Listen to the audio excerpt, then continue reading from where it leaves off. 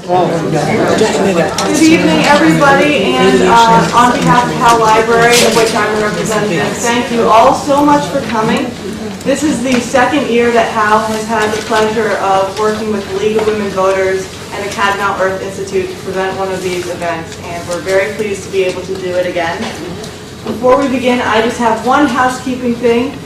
Most or all of you should have found evaluation forms on your seats. We're working very hard to make sure we're offering events that are interesting to you with good speakers and that we're communicating with you well about these events. So if at the end of the evening you wouldn't mind taking a few moments to share your thoughts, we'd be really grateful. We have a basket on the table by the door where you can leave them. There are also pens and extra evaluations over there. And if you want to rush out tonight, you don't have time to do it, you can always fill it out later. I've had people mail these things back to me weeks later. We still use them. We still appreciate them. So thanks very much for that. Now I'm just going to turn things over to Barbara Duncan from the League of Women Voters, who's our MC this evening.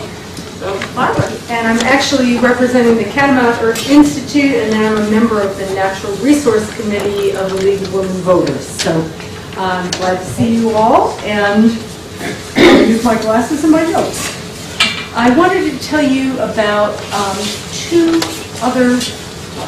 three other upcoming programs. This is a four-part series. So next week, the League and Catamount and Sierra Club will sponsor Chemical Reaction, which is a documentary of an amazing story of a dermatologist in Hudson, Quebec. And she was concerned about the effects of lawn chemicals on her patients.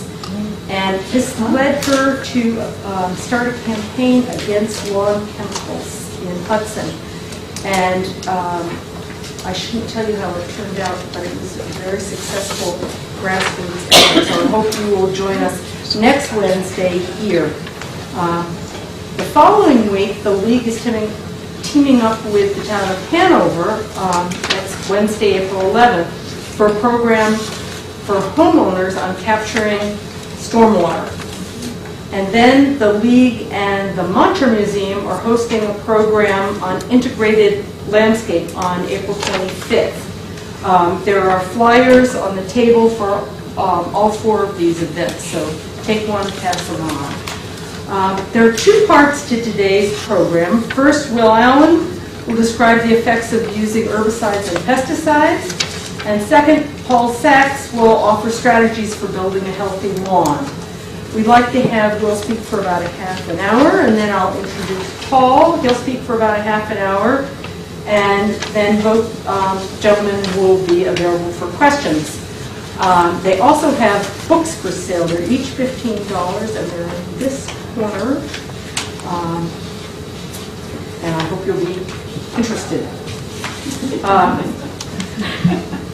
Will is the co-manager of Cedar Circle Farm in East Thetford. It's an organic farm. He's also the author of The War on Bugs, which is the book that is for sale. It describes and decries pesticide use in farming. Will was a pioneer in organic farming in California and was a founder of the Sustainable Cotton Project, which is a nonprofit aimed at helping farmers to produce organic cotton. Paul is active in food politics locally and internationally. So locally, he's on the board of Willing Hands, and internationally, he serves on the policy and advisory board of Organic Consumers Association. That's not it, but it's all I'm telling you, other than he's working on a book called Wasted, which is a survey of industrial trash in food, medicines, vitamins, toys, and other products. So, without further ado, I present to you Will Allen. Thanks for coming.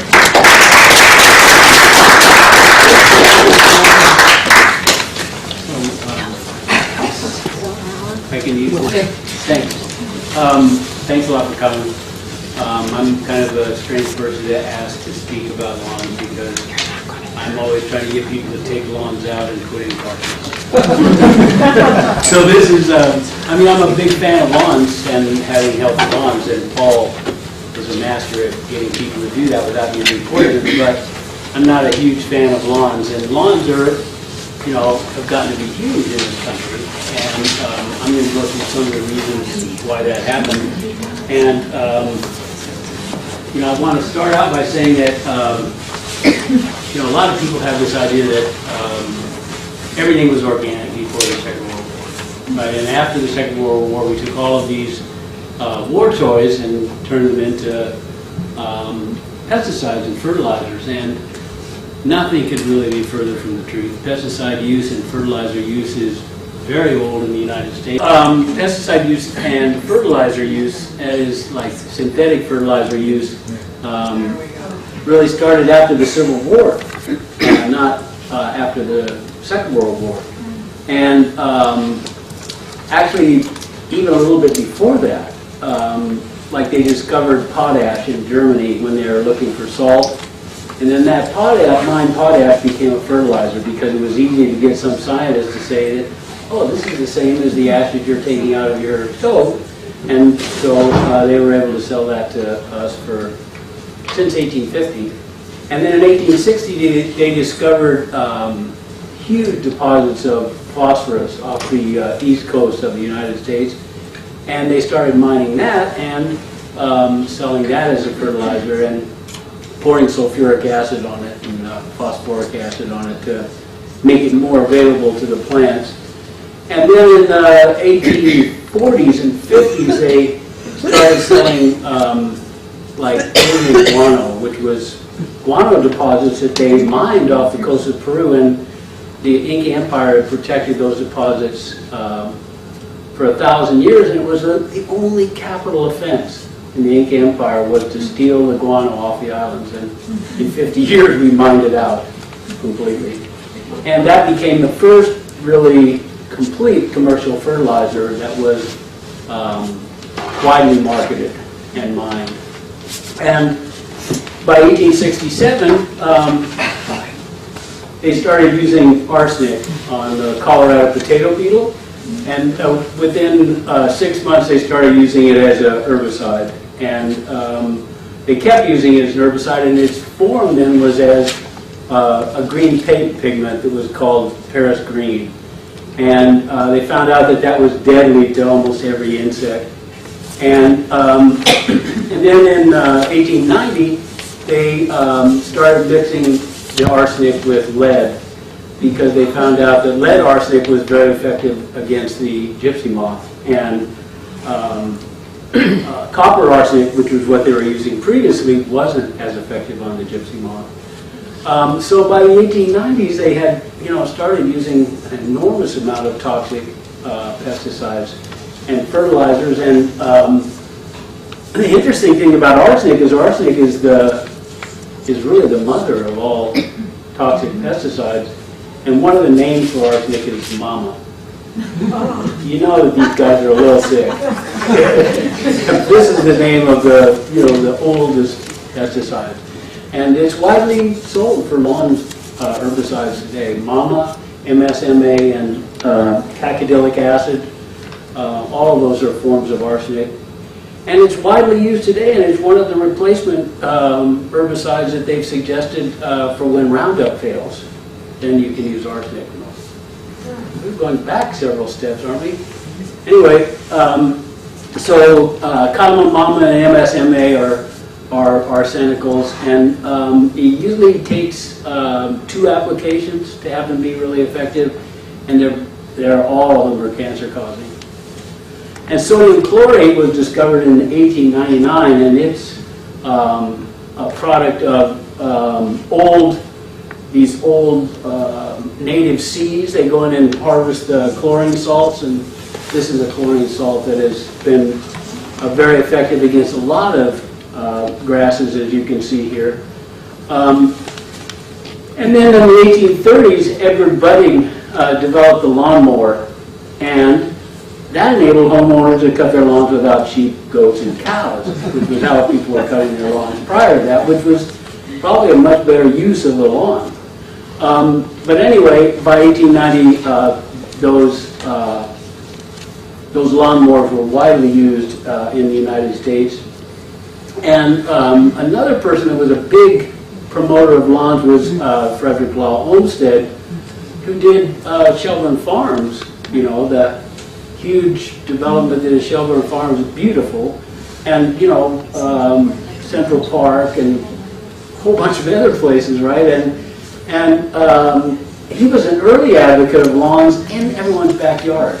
If you go to Italy right now, you won't see a lot of yards with lawn. I mean, they're planted in vegetables and tree fruit and a host of other things. You won't see a lot of lawns except in parks, right? But they tried to get people focused on lawns in the United States. And then a lot of people feel that the Scottish immigrants had a lot to do with lawns because they came from lawn land. You know, I mean, it's like you go to Scotland or see a picture of Scotland, it's pretty much lawns, right? And they used to have these scrubby trees in Scotland where they took those off quickly for firewood and any kind of building material they could make out of it, but pretty much it's denuded, you know. And the reason that they feel that they're really responsible for you know, this adherence to lawns is there's two popular games. And one of them is, you know, lawn bowling, and the other one's golf. And both require huge grassy areas, right? So the first bowling greens were built in the United States in the 1650s. And Bowling Green's still a really, really popular name for towns in several states in the United States. And so, you know, that's one avenue. And the other avenue was golf. The first golf course in North America was in Montreal in 1873. And by 15 years later, they had a golf course in New York. And so, you know, it started spreading from there. And like, you know how much land area golf courses take up. So here we are, you know, with a huge grass development. And then between 1910 and 1924, the Department of Agriculture and the United States Golf Association did this series of experimental projects for 14 years. And they did them. The first one that they did was where the Pentagon is today. That was the first turf grass experiment in the United States. And then just prior to this, like the United States Department of Agriculture had decided that chemicals were the answer for future agriculture. And so in 1894, in Bulletin 127, the United States Department of Agriculture came out in favor of arsenic, lead arsenic, sodium chlorate, sodium bisulfate, and all of the toxic fertilizers that they were getting really off of industrial processes, because before the 1920s, really, most of the nitrogen fertilizer either came from sodium nitrate, because they exhausted all of the guano deposits so early. Most of the nitrogen fertilizer came from sodium nitrate that they mined in Chile, or it came from industrial processes where you'd have nitrogen liquor coming out of the back of a process or another, right, in the industrial area. And so here's the United States Department of Agriculture, who's totally focused on chemicals by this time. They were looking for chemical ways to grow grass, and what grasses grow best with the least amount of chemicals or the most amount of chemicals, and which grasses are most appropriate to every climate region in the United States. 90 years after the end of that project, we spread lawns all over the United States. I mean, even in the Southwest, and I mean, you know, this is a big stretch. I mean, the amount of water it takes to produce a lawn, if you're not in Vermont or New Hampshire, is dramatic. You know, I mean, like if you're in Arizona and you're in California, sometimes the people are so strung out on it, when there's a drought, they will paint the lawns green. They'll actually paint the lawns green because people are so strung out on, like, we've got to have a really cool looking lawn in our yard, right? And so people have gotten, and it's hard to talk about lawns in New Hampshire and Vermont because, you know, 3 weeks from now, everybody's going to be mowing. You know that. And I mean, they're going to be mowing every week on that lawn, right? And they're going to be fertilizing, and they're going to be putting all this stuff into it. Well, one of the things that happened is, like, all of these fertilizers that were developed for agriculture went right on the lawns. And they went on the lawns because the USDA and the United States Golf Association was working together to figure out how to do lawns, right? And country. So,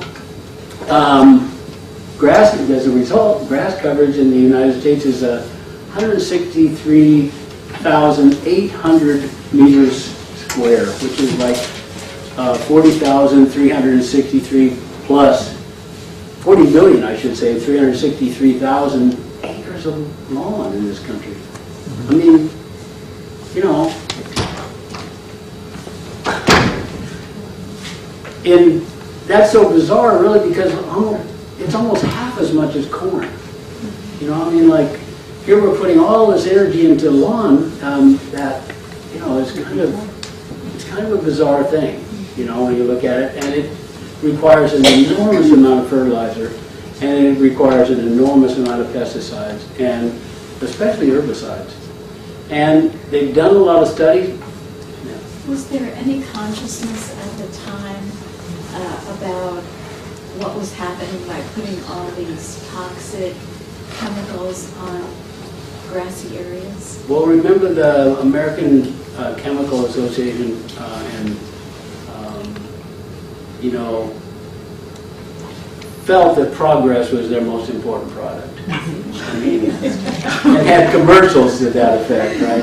And so, like, it was all about scientific progress. And, like, you know, by the end of the Second World War, I mean, all of this stuff took place before the Second World War, but by the end of the Second World War, you know, like, people really believed strongly in the Green Revolution, and that we had to do it to save the world from hunger, right? Which is, you know, we really didn't save the world from hunger. We tried to increase the population so that more people are hungry now.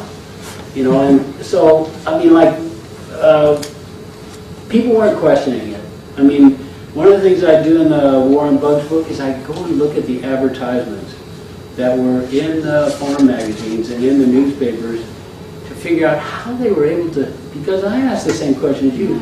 I mean, how were they able to sell people arsenic and lead and I mean, DDT? I mean, you know, people didn't have a clue what it was, but they said, oh, it's a war hero. It's okay for war, it's okay for us, right? And so it was unquestioned. People didn't do testing of it, and people didn't realize that it didn't last very long. Like DDT, its effectiveness was 5 years. You know, I mean, in any local area where they overused DDT, in 5 years it was no good. Like, they first started using it in Switzerland, because a Swiss chemical company, Geigy, owned the patent, or owned the process at the time. And so they released it in 1939. By 1946, it was completely useless in Switzerland. We released it in 1946 in the United States, and by 1950, it wouldn't kill any houseflies. I know, because we had way too many flies, because we had pigs and goats and chickens and cows, and way too many flies, and my job was swatting them. And when we got DDT, my job was a lot easier for a little while, but after like about 3 or 4 years, it didn't work very well. And so they said, oh, add chloridane, oh, add lindane, which are incredibly toxic, cancer-causing chemicals, right? Add this to it because it's lost its effectiveness. And that's what you see, that's what we're seeing right now with all these genetically modified crops. We've used them for 10 years, and they're no longer effective. Right? They don't stop the weeds and so forth. So people didn't ask questions. But anyway, what's happened is, you know, we grow a lot of grass, and the interesting thing is, like, California is the only state in the United States that keeps track of pesticide use, and they've done it since 1970. Really in response to Rachel Carson. But in California, so they know exactly how much they use, right? In California, they use 220 million pounds of pesticides to grow the food in California every year. But California homeowners and local communities use more than 90 million pounds of pesticides, mostly on lawns. Mostly on lawns. And so it's a serious problem, and like, we have to try to get people to realize, look, we didn't ask questions at the right time before these things went on the market. It's important that we ask questions now. And one of the questions you have to ask yourself is, what do these pesticides and fertilizers one doing to me and my kids and my family and any visitors to our house. One, because now they found out that all of these pesticides and fertilizers are migrating inside the house, right? And they're building up in the houses because people are tracking them off the lawns into the house. And they're much more toxic in the house than they are on the lawn because you're outside. On the lawn, in the house, you're like trapped in this environment where there's these highly volatile chemicals, right? So this is a really big problem. The other problem is that we use enormous amounts of fertilizers on lawns in the United States. And those fertilizers, we use too much. We use too much in agriculture and we use too much of these synthetic fertilizers on lawns. And those synthetic fertilizers migrate, and they migrate right into the water. Right now, 2/3 of our water supply in the United States is contaminated with high nitrogen levels. 2/3. I mean, at levels that it's not safe to drink in a lot of places. Right? So we've got all of that, and then where does it migrate once it gets into the water? Well, it gets into the rivers, and then it flows into the ocean. And it creates these algae blooms that create these dead zones. There are now 400 dead zones around the world that are created specifically from nitrogen fertilizer. So the things I'm trying to tell you here tonight is be really careful what you put on your lawns. Be really careful what you put in your garden. Because like when Rachel Carson wrote her book, Silent Spring, she said, oh, people should be really careful of DDT. People should be really careful of arsenic. People should be really careful of all these chemicals.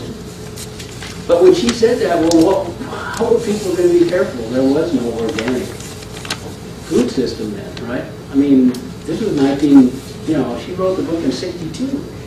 We didn't have a really mature organic food system until 15 years ago. You know what I mean? And so now people have a choice. And now people have a choice about the chemicals and the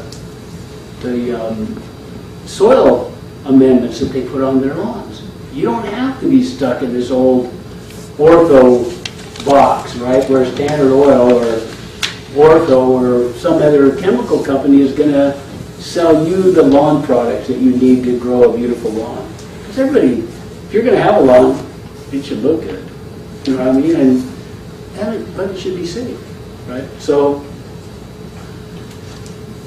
after the Second World War, they created all these housing tracts, and the first one that they created was Levittown, which was in Long Island. But then after that, they thought, oh, this is a great idea, and they spread all over the country, and all of those tracts, they put out a lawn on every one of those housing tracts, right? So that was what you got. You got the house and you got the lawn. And then you had to plant the trees, you had to plant the other stuff that went with the tract. But this spread all over the United States. The other thing you have to remember is that even though we use a lot of chemicals in agriculture, we use more per acre in our backyards. The average is 6.5 pounds per acre. An acre is 209 by 209. Just giving 209 feet by 209 feet. And we only use 3 pounds on an average in agriculture. Well, that's skewed somewhat because some agriculture uses very little. You don't use hardly any chemicals in or pesticides on wheat and a wide variety of crops. But on lawns, we use a lot. So herbicides account for the highest usage of pesticides in the home and garden sector. And the most commonly used ones are 2,4-D, and 2,4-D was one of the ingredients in Agent Orange. Agent Orange, there were like several agents. I don't know if you know, there was Agent Purple, which was 2,4,5-T and 2,4-D. There was Agent Orange, which was 2,4,5-T and 2,4-D, but in a different formula, right? There was more 2,4,5-T and Agent Purple. And then there was Agent White, which was all 2,4-D. There was Agent Blue, which was all arsenic compounds. And they sprayed all, and then there was Agent Green, which was more 2,4-D and a little bit of mycoprop in it, or mecoprop in it. And so they used all these things to defoliate Vietnam, most people know, and those cause enormous amounts of human damage to the Vietnamese and to American soldiers. So 2,4-D is, one of the more terrible herbicides. And then glyphosate, which is Roundup, and it's common, but we use more 2,4-D in the United States than we use Roundup, almost double the amount. MCPP, which is Macoprop, and pendimethyl and dicamba, all of these are old chemicals in the chemist's toolbox. And all of these are probable cancer causers. So the 30 commonly used lawn pesticides, and I got this all from Beyond Pesticides, which you can just Google this and find this yourself. Of the 30 commonly used lawn pesticides, 19 are probable carcinogens. And they did all these studies on rats and ferrets and mice and dogs, but at the Human Genome Project proved that we're not that different from any of those guys. So, this is serious for everybody, right? So 19 are probable carcinogens, 13 cause birth defects, 21 cause reproductive damage, 15 are neurotoxins, 26 cause liver and kidney damage, 27 are irritants, and 11 are endocrine disruptors. Well, you can see, just by looking at this list, that several things, several of these chemicals are both birth defect chemicals and cancer-causing chemicals and reproductive toxins.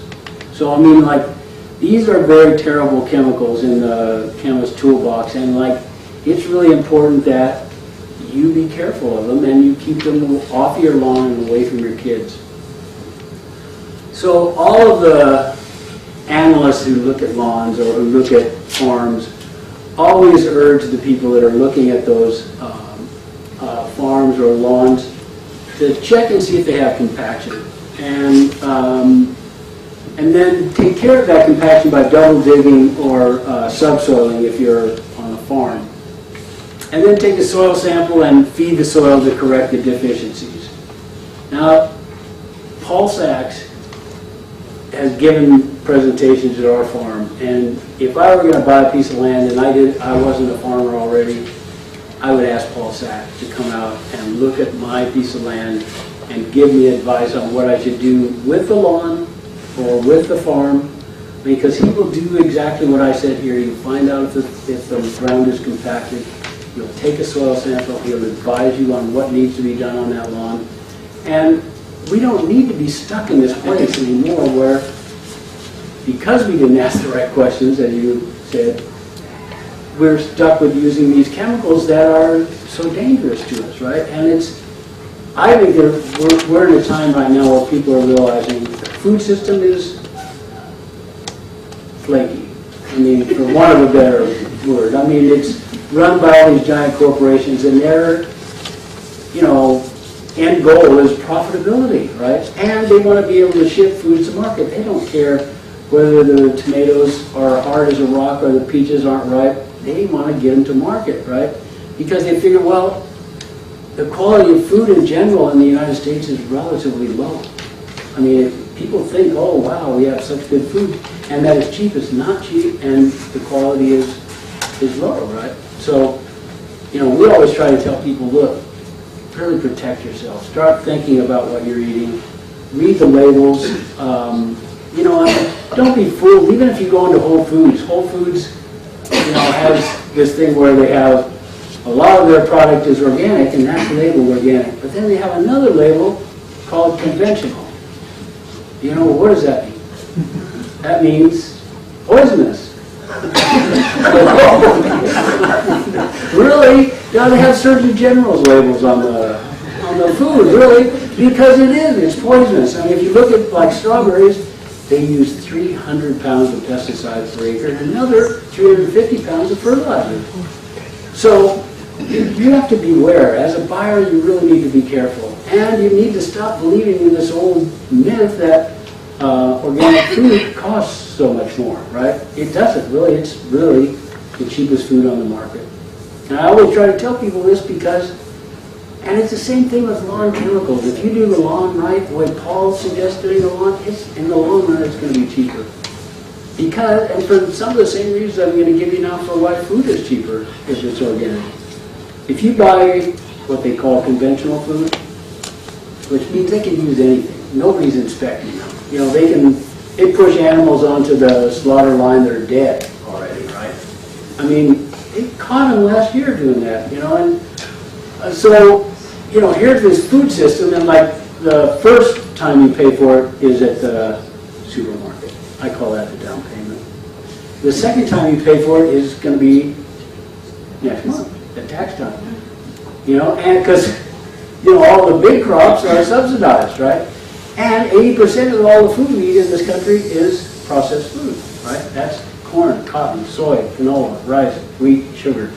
They get 95% of all the subsidies. So when you go and pay your taxes, you just pay the second payment, which is usually about the same as the first one, you know. And then the third time you pay for it is when you go to the doctor. 67 million people get foodborne illness in this country every year. 67 million. And like 300,000 of them end up in the hospital. You know, 6,000 die. I mean, it starts getting expensive. This food isn't that cheap all of a sudden, right? So here's this cheap food. You're thinking, oh my God, this is cool. You know, organic isn't subsidized. People aren't getting sick from organic food, right? And then the fourth cost of that food is who's going to clean up the mess that conventional agriculture is leaving us, right? And we are the same people that cleaned up Wall Street and, you know, the banks and the mortgage companies. We're going to pay for that. And we're already paying for it in diabetes and heart disease and stroke and kidney failure and, you know, I mean, and a lot of the stuff that is wrong with food is wrong with chemical bonds, you know, and chemical solution to take care of your backyard. So be careful what you eat. Be careful with what you put on your lawn because it's your kids and you that are going to ultimately pay the price. So thanks a lot.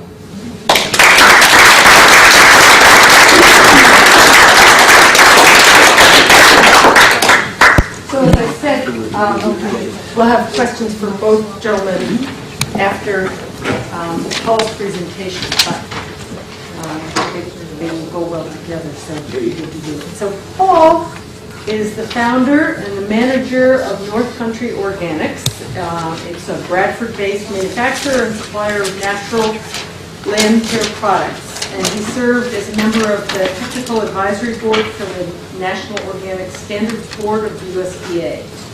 He's written 5 books, including 2 editions of Adafos, Dynamics of a Natural Soil System, and he has those books here, so hope you will partake. The other books that he's written are a handbook of successful ecological lawn care, ecological golf course management, co-authored with Richard Bluff, and managing healthy sport fields. So, without further ado, we're ready. Those of you who are still interested in having a lawn after listening, I might be able to help you do it without those harmful chemicals that Will had gone through. And boy, that was some scary stuff. Unfortunately, lawns is one of those things that we look at from the ground up. We never really examine why this grass is growing so green, why we have this beautiful monocrop that looks like an outdoor carpet.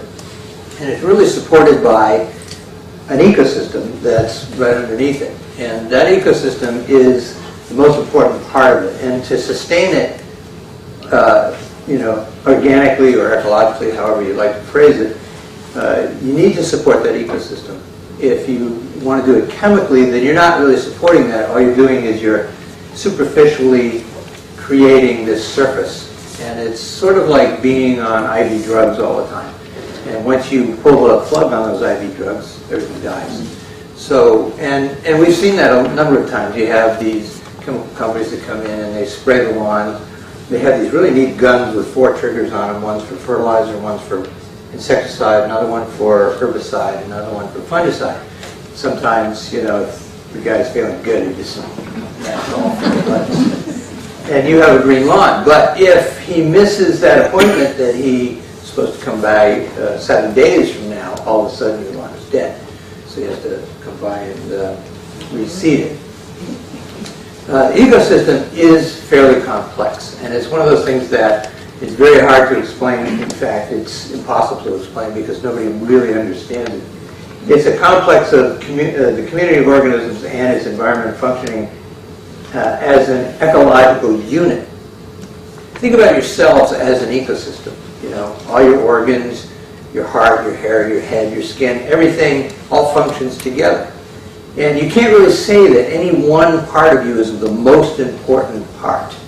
I know there's some macho guys out there that really think there is one more important part. But the fact is that you can't really, your ecosystem wouldn't run without the heart or the brain or the kidneys or the skin. I mean, you have to have all of those things functioning together. And in fact, Lynn Margulis, she's probably known better as Carl Sagan's ex-wife, but she was an award-winning biologist, and she developed this theory that the human body evolved as a function of all these different organisms that learned to live together symbiotically, and she proved it. And it's very interesting. If you read any of her books, they're really fascinating. But the thing about the ecosystem is that every cubic inch of the soil may be as unique as a fingerprint, and it's constantly changing. So it's going to be one of those things that's very difficult to explain. If you look at Elaine Ingham's chart of all the different groups of soil organisms, there's just, well, some of them aren't even soil organisms, but there's just so many of them that are all interconnected. And you can imagine that if you took any one of these groups and just eviscerated it from this slide, there'd be all these lost connections. You know? So the ecosystem is something that really has to be, that has to stay complex. In fact, the more complex and the more diverse an ecosystem is, the more stable it is. In Oracle, Arizona, they tried to develop an ecosystem that was independent from the planet. They called it the Biosphere 2. Some yahoo out there spent $200 million, and at the time that was a lot of money. Now it doesn't appear to be so much. But he spent $200 million trying to develop this ecosystem, and the test was going to be these half dozen scientists were going to live in this system. It was sealed off from the rest of the planet for 2 years and prove that they could develop this ecosystem so that it could be used as colonies on different planets. I think Newt Gingrich had something to do with it. But after 6 months, they had to open up the doors and let the air in because they were suffocating. There's too much carbon dioxide. It just wasn't working. They brought in 4,000 different species of organisms. Most of them died off. The things that really flourished were ants and snakes, which they didn't bring in at all. So the whole concept of keeping it simple just doesn't work with an ecosystem. So my take on ecosystems is we'll never really completely understand it. So what do? Well, we just try to understand it a little bit. This is the business end of a bacteria-feeding nematode, and it eats bacteria. The thing about bacteria-feeding nematodes is that its diet is really too rich. And so what it does is it has to release a lot of the excess nutrient that it consumes, and it does so in a plant-available form. This was some more research that Elaine Ingham did, and what they did was they compared the growth of some type of grass, I can't remember which it was, but they showed it in a sterile soil versus a soil with bacteria and a soil with bacteria and bacteria-feeding nematodes. And you can see there's a tremendous difference between the amount of plant matter that was grown in the sterile soil versus the soil with just 2 of those groups of organisms. Just 2. So So yes, it's confusing, but what do? We feed the soil and let the biology of the soil do what it needs to do. What's the best thing we can use to feed the soil? Well, compost is really what I think is the best thing. You put down compost, it has a lot of carbon materials that organisms can consume. It has actually a diversity of organisms that you can inoculate your soil with. So it increases the diversity and increases the stability of your ecosystem. There's guys that manage sports turf, and they put down sand. It makes a nice, firm playing surface. However, it doesn't really offer anything to the ecosystem. That same machine could be spreading compost. And by the way, this machine is owned by Dartmouth College, and it was Randy Brown at the time that was doing this. He's not with the grounds maintenance group anymore, but I think they still spread compost. I think they have their own compost facility, but they do a pretty good job with that. Organic fertilizer is the second best thing if you can't get a hold of compost or don't have the time or energy to spread it, because it is sort of laborious. But be careful. When you see a bag of fertilizer that says turf organic, the two things that stick out in your mind are turf, wow, this is for turf, and organic, it must be organic. Let's look a little closer. Ammonium phosphate, urea, muriate of potash, methylene urea. There's nothing in there that's going to feed the ecosystem.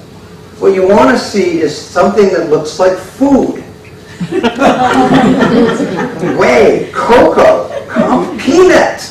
Peanut meal, oh yeah. You know, this is what is going to feed that diversity of soil organisms. That's going to keep the ecosystem alive. Another thing that feeds soil organisms and the ecosystem is plants. Plants photosynthesize energy, and they store it in their root system. Believe it or not, up to 60% of the energy that they create from photosynthesis, they release out of the roots. And they do that to attract specific organisms that they need for a symbiotic relationship.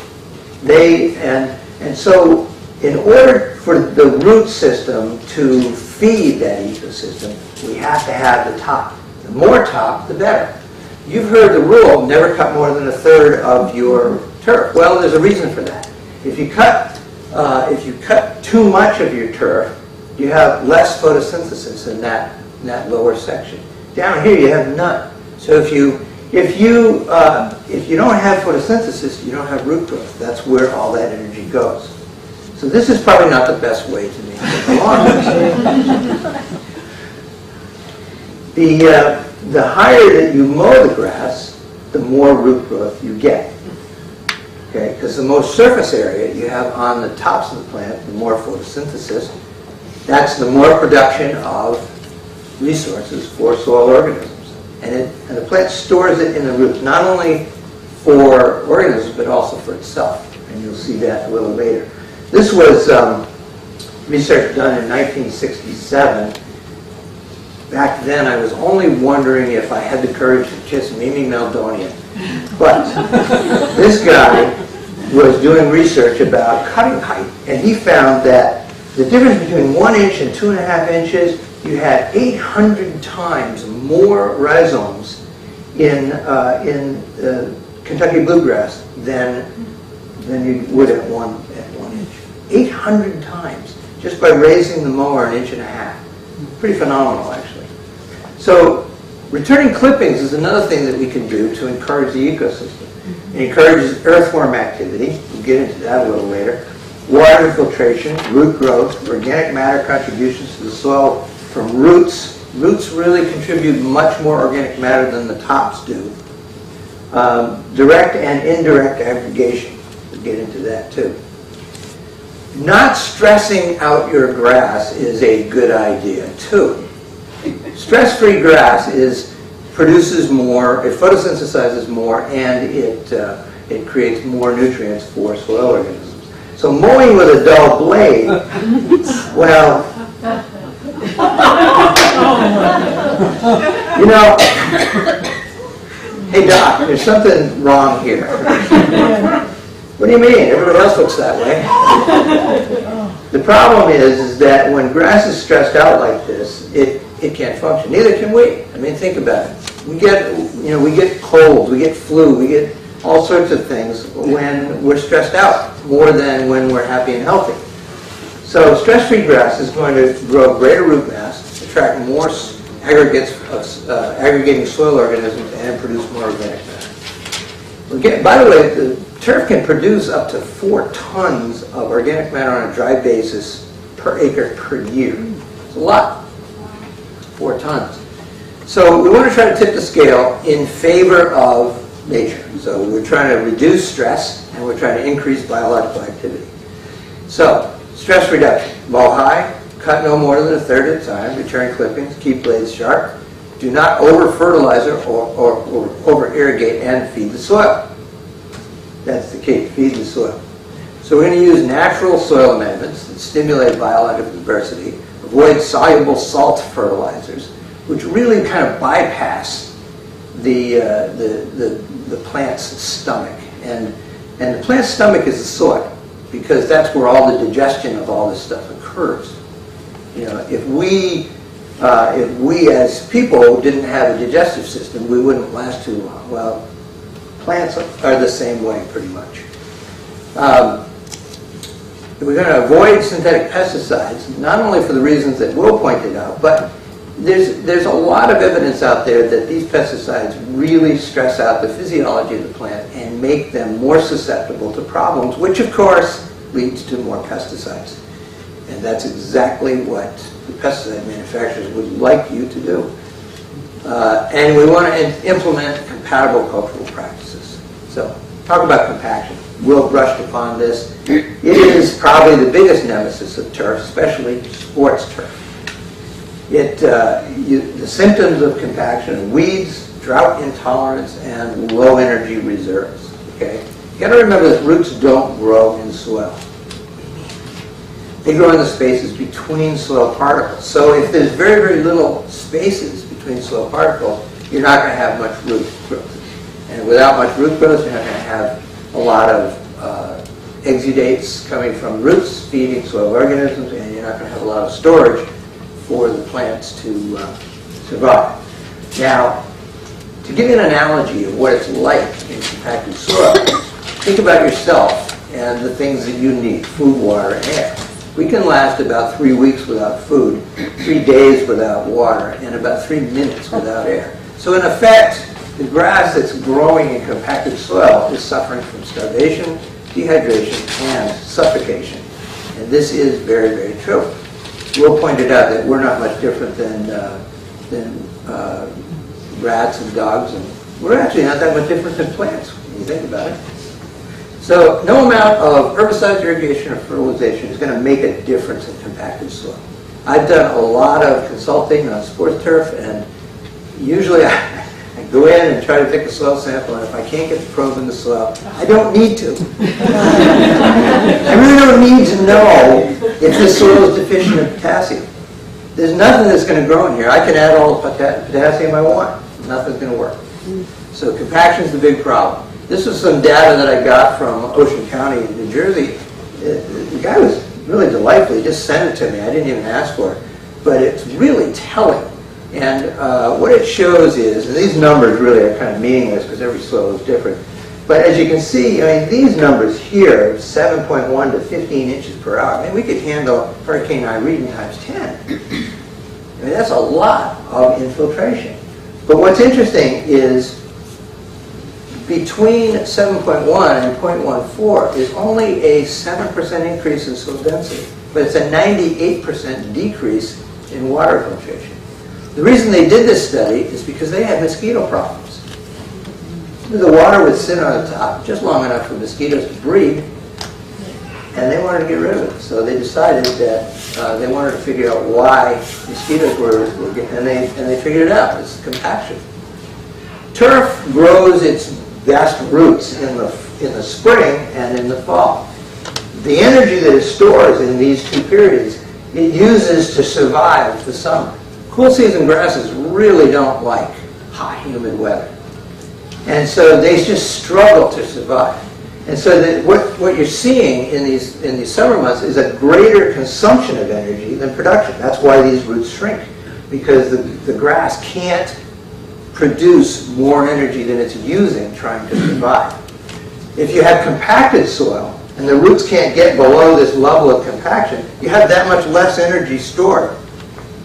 And of course the grass is drought intolerant, and it's down the tubes when the summer comes. And a lot of times it's so far down the tubes it just doesn't come back. So, and the other thing about is compaction is the higher density soil conducts heat faster and deeper than low density. So so in a compacted soil you have less root mass, you have less water infiltration, less drought tolerance, and less energy regeneration. But you do gain some things: weeds, you gain disease, and sports injuries if you're on a sports field. And I used to coach soccer, and I used to run around on a compacted field, and I get shin splints every time. I've skied on ice, and I'd rather fall on ice than on some of these compacted fields. In addition to all these other problems with compaction, it changes the microorganism activity and it reduces earthworm activity. Ideally, what we want to see is a soil profile, volumetrically speaking, where half the volume of the soil is pore space, filled with equal amounts of air and water. These numbers are, you don't need to pay attention to them, just the fact that the lowest density soil has the biggest plant, better roots. And the thing about mowing high, yeah, that works when you have a porous soil, but it doesn't matter if it's compacted. Your roots will not grow in compacted soil. It doesn't matter about cutting height, irrigation, or fertilization. I had in the town of Hopkinton, New Hampshire, called me down. They said, "God, the grass looks great, the fertilizer's looking great." I said, "Good, I want to come down and take some pictures." Got down there, everything looked terrible. I said, "Well, what's happening?" He said, "Well, it looked great a year ago." So I went out and I tried to stick my probe in the soil.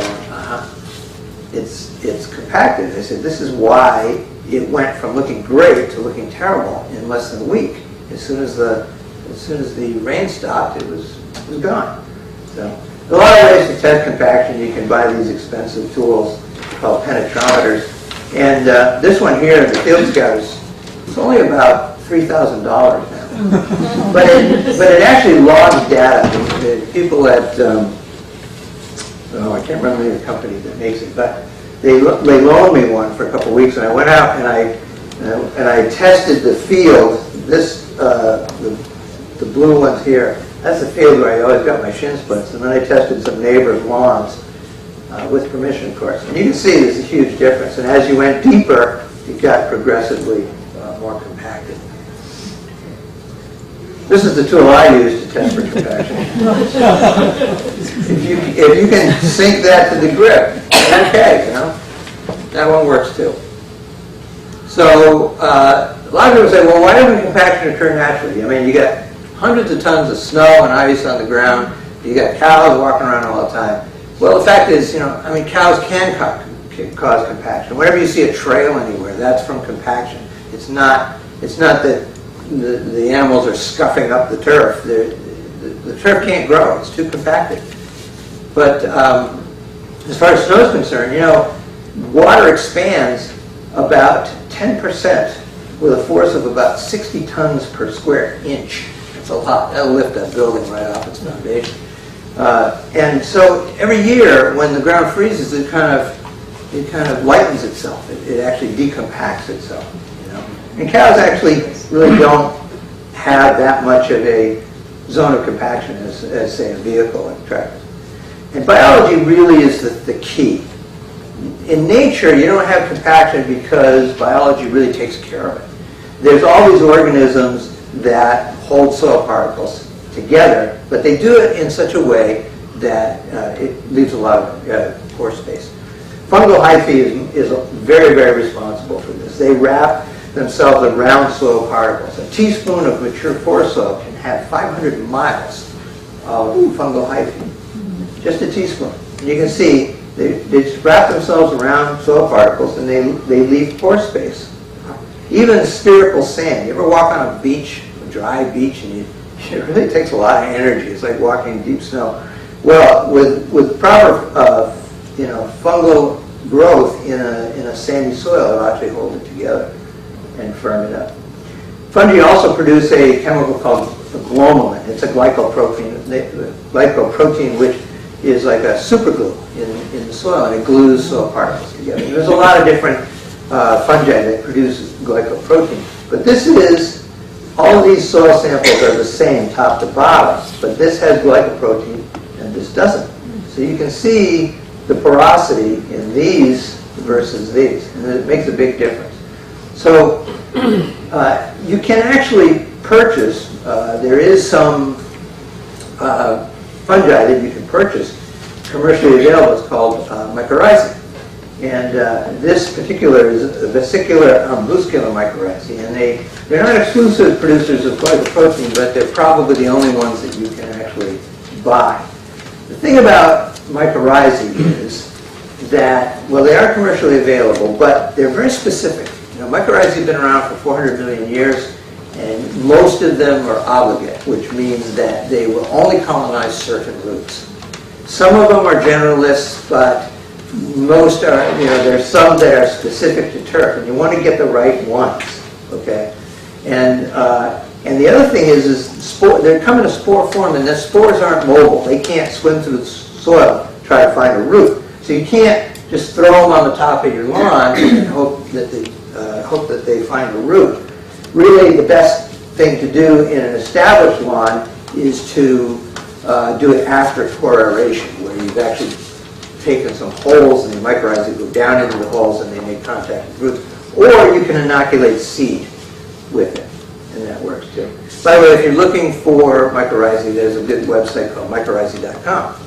And Dr. Mike Amaranthus is probably the best expert on different species of mycorrhizae and what is the best for which one. But as you can see, this is without mycorrhizae, this is with mycorrhizae, and this is courtesy of mycorrhizae.com. So if you're interested.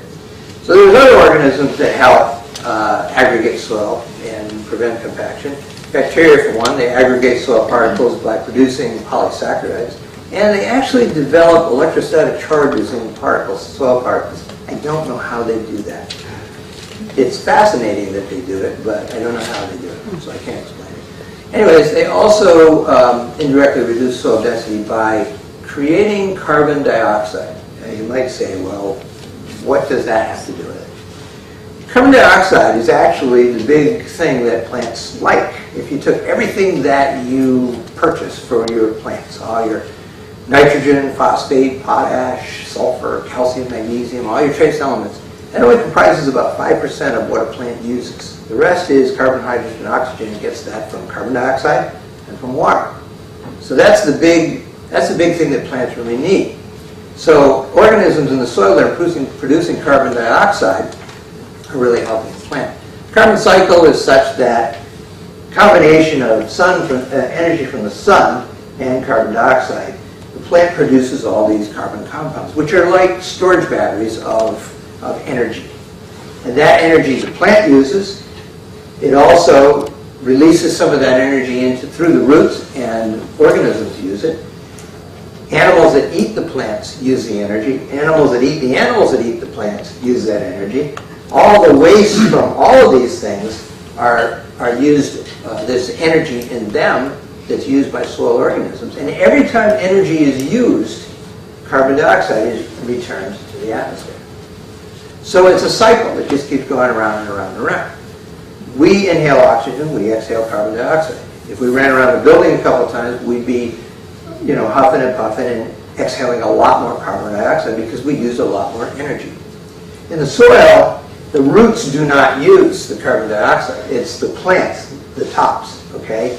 So the organisms that produce carbon dioxide, that carbon dioxide comes up through the soil, the plants capture it through the stomates, the openings in the bottoms of their leaves, and oxygen replaces the carbon dioxide in the soil. And that oxygen, the roots need oxygen. So it's interesting that because the atmosphere is 100 miles high, and that's just the inner atmosphere, the carbon dioxide these little holes are like pores. They really don't look that way. But the pores open early morning and early evening, and that coincidentally is when the wind is at its calmest, and so you get most absorption of carbon dioxide. So, but the soil has to be porous for this exchange to occur. Protozoa also give you indirect soil aggregation, stimulating the growth of bacteria populations. Believe it or not, when a protozoa eats a bacteria, it panics and proliferates big time. So the more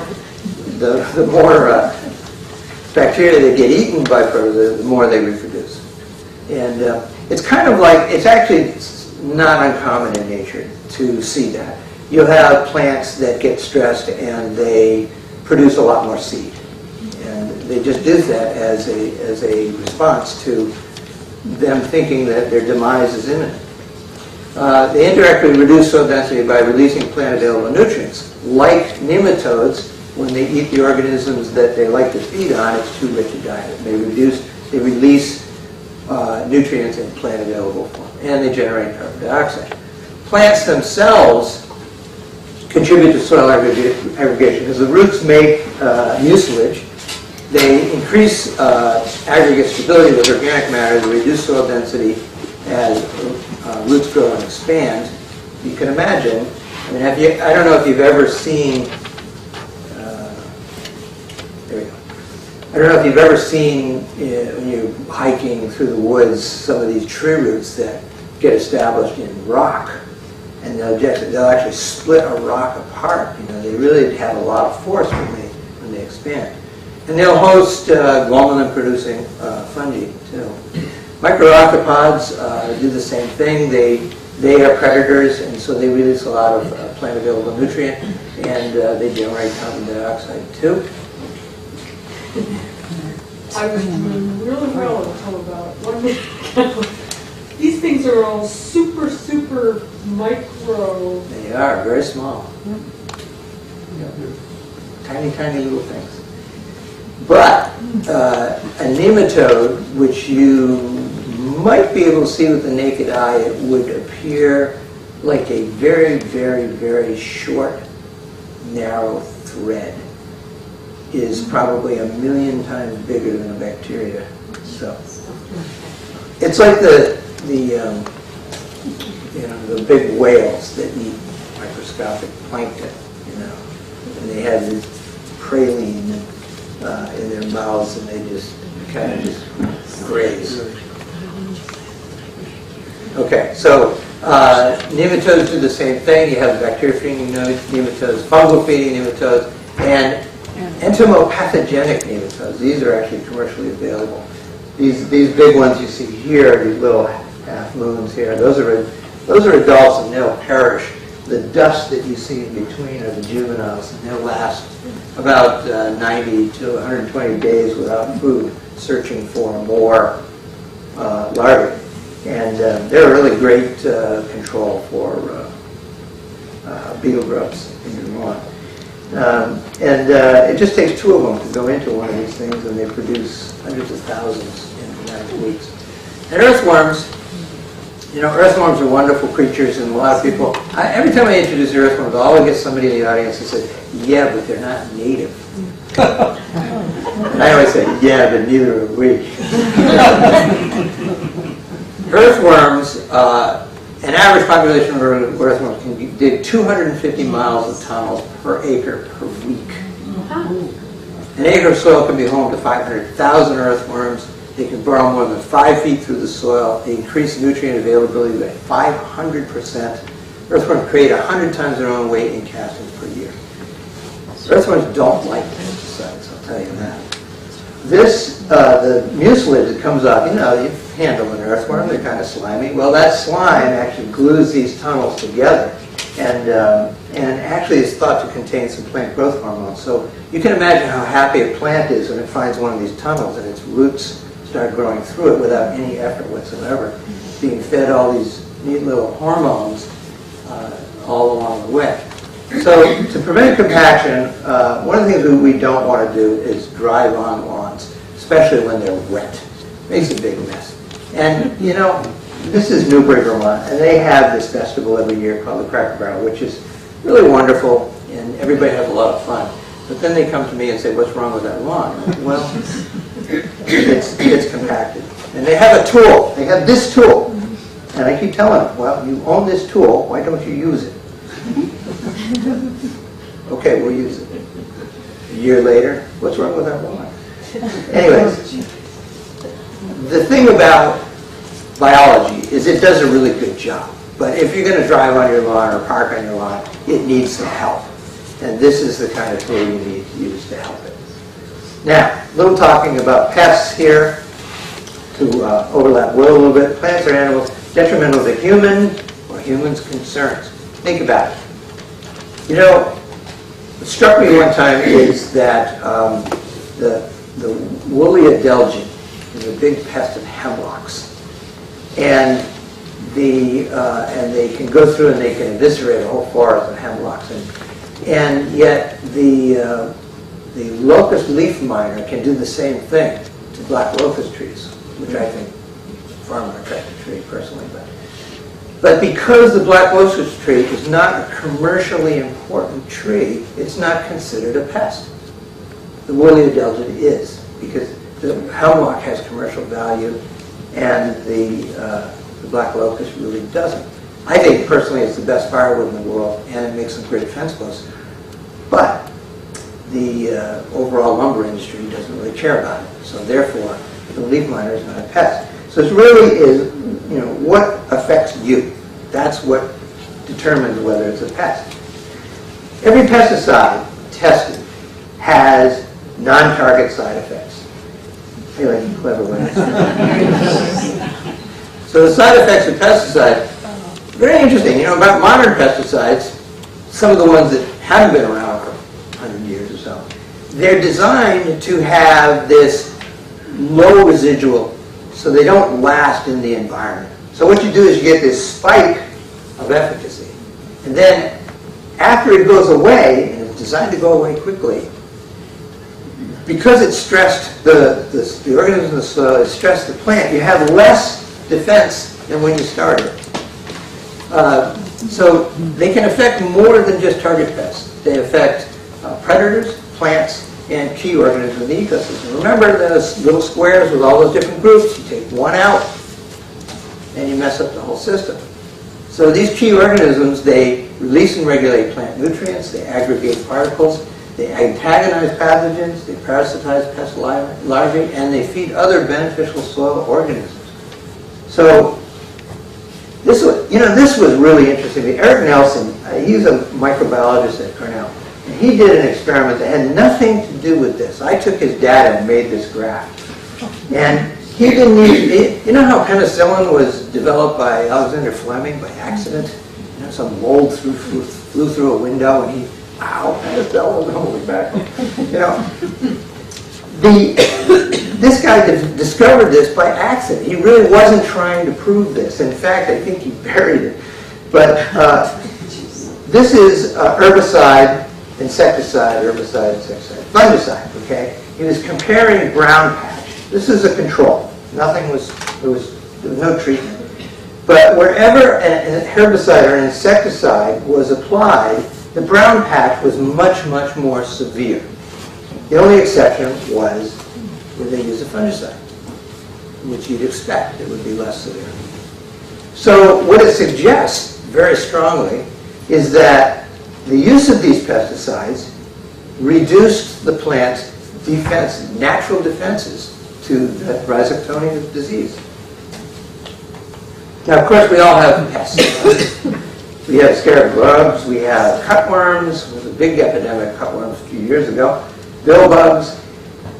But the problem is that pesticides don't just target those pests. They target a lot of other insects too. You know, and I'm just going to rip through these because I don't know how much time we have left, but you're doing okay. So tiger beetles, Ichneumon wasp, these are all predators, these spiders. Lightning bugs, it's really the ugly children that do the work. The lightning bug just flies around, looks pretty, wakes up. But it's the larva that preys on insects. and slugs and other things. Predatory stink bug, assassin bug, oh I love the name of that. Big eye bug is very close to the chinch bug. If you use pesticides to kill chinch bug, you will wipe these out. And they feed on chinch bugs. They do a pretty good job too, if you leave them alone. Blister beetles and damsel bugs, these are all beneficial insects. I gave a talk at Cornell one time, and I passed out a long list of all these beneficials, along with a few smattering of pests, but there was maybe like 3 pests and 30 beneficials. And I asked everybody in the class to try to identify whether it was friend or foe. And most people got almost all of them wrong. You know, they knew things like ladybugs were friends, and they knew that lightning bugs were not pests, so they got that right. But for most part, ground beetles, they thought they were pests. So the thing you have to understand about pesticides is they really do affect the non-target, and that includes weeds also. And one of the things about weeds, same thing with weeds as it is with everything else. A weed is a weed only if it is in your lawn. If it's a ground cover, it's not a weed. But if it creeps into your lawn, it's a weed. You know, if you see a field of dandelions in a beautiful Scottish landscape, it's not a weed. It's beautiful. But if you see it in your lawn, it's a problem. So one thing about weeds that is pretty much common in this area, because we grow cool season grasses, is that weeds like what cool season grasses don't like. So they do pretty well when cool season grasses are struggling. They can deal with compaction, they can deal with drought and heat, and they can deal with poor fertility and traffic, which causes compaction, of course. Crabgrass is probably the big one that I hear about all the time. But what's interesting about crabgrass is it needs an opening. It's got to have an opening in the soil about the size of a silver dollar. And if it doesn't have that, it really can't compete with grasses. This was an experiment that Cornell did, and what they did was they just overseeded once a week with a drop spreader. They didn't plant it or anything. Once a week they went out with 2 pounds, 4 pounds, and 6 pounds per 1,000 square feet of perennial ryegrass seed. Then they came back a year later and they took this picture. This is a field of crabgrass, and you can see the perennial ryegrass. It's denser where they did more of it, but it just doesn't, it can't compete. So if you don't have that opening, if you keep a nice dense turf, you mow high, you have a good canopy, you're not going to have a lot of crabgrass. Dandelions. One of the things that people don't understand about dandelions is actually your friend. Dandy, my friend. One of the dandelions really like is compacted soil. You ever pull up a dandelion? You ever see? Well, first of all, you can't pull up a dandelion without breaking the root. And if you break the root, the dandelion will grow back. If you don't touch the dandelion, it won't grow back. It's an annual plant. I kid you not. But it likes compacted soil, and that root that can get as big as your thumb is like it's like a tine going down into the soil and decompacting it. Not only that, but dandelion roots attract earthworms, so there's even more decompaction. So the thing about a dandelion, it's what they call a successional plant. It basically destroys its own environment for successive plants, which would be your cool season grasses. So don't break the taproot; it'll grow back. Nimblewheel. Anybody have nimblewheel? It's kind of an odd duck weed, but I see it quite a lot. Nimblewheel has very shallow roots, and it likes a lot of water. So when you have somebody who over-irrigates and they have compacted soil, you generally will see nimblewheel. Knotweed also likes compaction. I did some consulting up at the Green here many years ago, and we had knotweed all along the paths. and this big area out across the road from Baker Library. And I was out with the guys, Randy Brown and Bob Thibodeau, and we were looking at it, and I said, well, you know, now we really like compaction. They said, well, why would it grow right here? You know, this is a big, wide area. Why would it grow? I don't know. Do you ever put anything heavy on it? So they decompacted that, and the knotweed kind of went away. So, clover fixes nitrogen and shares it with grasses, so it's really beneficial, but a lot of people don't like it. It attracts bees, which are also beneficial, but a lot of people don't like them.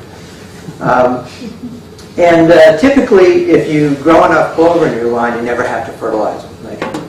So, 50% or more clover in your lawn, and that takes care of your nitrogen. You don't have to put that down.